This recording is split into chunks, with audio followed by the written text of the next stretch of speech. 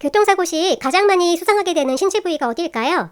경미한 사고의 경우 근육 등에 대한 타박상, 염자 정도가 대부분이겠지만 수술까지 받아야 하는 골절의 경우에는 하지인 발목 및 복숭아뼈 골절 문제가 빈번하게 발생한다 할 것입니다.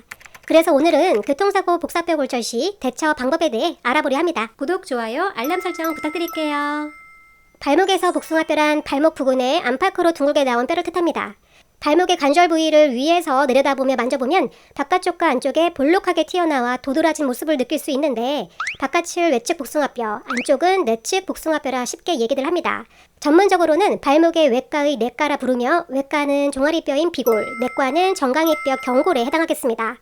더불어 이러한 복숭아뼈들과 목말뼈, 거골이 만나 발목 관절을 직접적으로 형성하게 됩니다. 사고로 다리에 골절 및 상해를 입은 경우 대부분 피해자분들의 수상 부위가 외측 복숭아뼈, 즉 비골 골절에 해당합니다. 그러한 이유는 측면 및 외부에서부터 충격이 전달되어 상해가 유발되기에 그렇고 또한 해당 위치의 비골이 비교적 약한 뼈에 해당하기 때문입니다. 그만큼 외과의 복사뼈 골절 문제는 적절한 수술 및 물리치료만 시행된다면 일상의 복귀도 빠르고 심각한 후유증도 대부분 발생하지 않겠습니다. 다만 내측 복숭아뼈 골절의 경우에는 외측에 비하여 많이 다른데 그러한 이유는 인체 해부학적 구조상 내과가 쉽게 골절되기 어렵고 만약 그러한 상해를 입었다는 것은 발목 관절에 큰 데미지가 유발되었다는 것을 의미합니다. 따라서 외측의 비골에 비하여 내측 경골의 골절 사안은 치료기간도 길고 재활 치료에도 많은 신경이 집중되어야 합니다.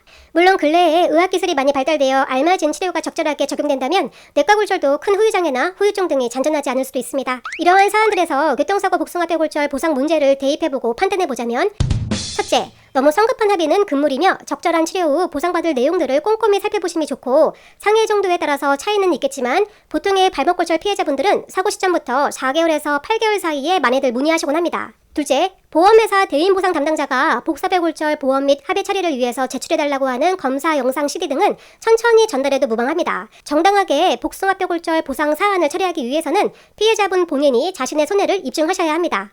여기에서 입증이란 나에게 교통사고로 발생한 신체적 훼손 상태 및 그에 부합하는 후유증 등의 감정 및 평가 내용과 현실 소득액, 가실 범위 등의 내용들이며 그에 필요한 대표적 근거 서류가 후유장애 진단서나 향후 치료 추정서 등이 있겠습니다. 이러한 사항들을 다 입증하여 준비가 되었다면 그때 검사 영상 자료 등을 전달하여도 무방할 것이나 아무런 대책 없이 피해자의 모든 자료가 보험사에 전달된다면 그들의 입장에 맞는 의료자문 등의 평가 이행될 것이고 이런 행위들은 차후의 합의금 및 손해액의 확정에 막대한 악영향을 미치는 어리석은 행동이라 조언드립니다. 셋째, 교통사고 피해 당사자분께서 똑똑하시거나 경험이 많으셔서 모든 사안과 변수에 대처할 수 있다면 본인이 직접 교통사고 보험 문제를 해결하셔도 어느 정도 만족할 수 있는 결과가 돌출될 수도 있겠습니다. 하지만 되도록이면 보상 전문가인 손해사정사를 통해 문제를 해결하심이 옳다 조언드립니다. 물론 여기서 중요한 것은 피해자 측에서 손해사정 업무를 수행한 경력이 최소 5년 이상에 해당하는 전문가를 찾아야 할 것입니다.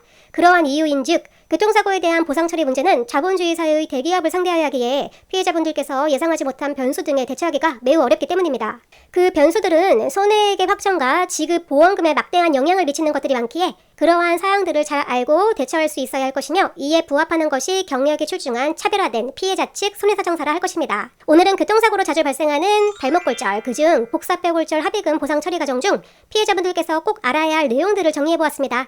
질의사항은 하단 댓글에 1:1 문의나 질문 창구 등을 이용해주세요.